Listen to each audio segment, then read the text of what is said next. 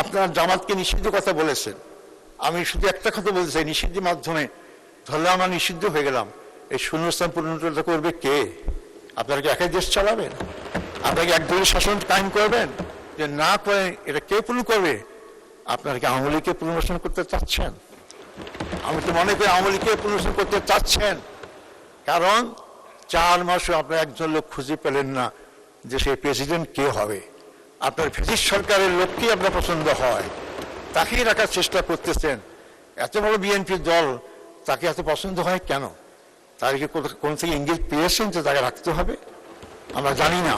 জনগণের কাছে আপনারা খোলাসা করুন, এবং আপনার ফেসিস্টকে যদি নির্মূল করতে চান, ফেসিস্টের সব কিছুই চিহ্নকার মুছে ফেলুন।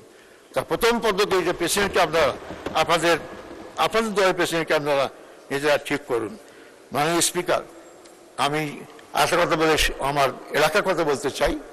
সেটা বলা হচ্ছে, আমরা জান্নাতের টিকিট বিক্রি করি। আমি অনুরোধ করব, আমার একটা টিকিট দরকার, কারণ আমি জান্নাতে যেতে চাই। টিকিটের রংটা কীরকম? কারণ সবটা টিকিট তো লাগবে।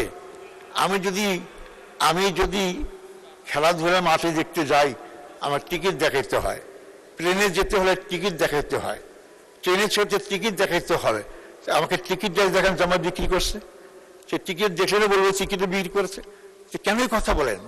হ্যাঁ, আমরা টিকিট বিক্রি করি, আমাদেরটা না। আমাদের টিকিটটা কি? আল্লাহ বলেছেন টিকিটটা কি, যে বলছেন কি, নামাজ পড়ো জান্নাত যাওয়া, রোজা করো জান্নাত যাওয়া। এই নামাজ রোজাটাই টিকিট, এটা আল্লাহ দিয়েছেন। সেই কথাগুলো আমরা মানুষকে বলি, টিকিট আমরা বিক্রি করি না। মানুষ তো বলা শুরু করেছে যে জানাতে টিকিট বিক্রি করে, জাহান্নামের টিকিট বিক্রি করে কে? আমরা তো জানি না। কারণ জান্নাত আর জাহান্নাম দুইটাই তো আছে, তো জাহান্নামের টিকিট বিক্রি করে কে? এই জন্য অবান্তর কথাগুলো বলে আপনারা মানুষকে বিভ্রান্ত করবেন না। 17 বছর জামাতের বিরুদ্ধে যত অপরাধ চালানো হয়েছে, জামাত 2টা সিট থেকে 48 সিট আসছে। আমাদের জনগণকে দূরে ফেলা যায়নি। তা এই সমস্ত কথা বলে জনগণকে দূরে ফেলতে পারবেন না।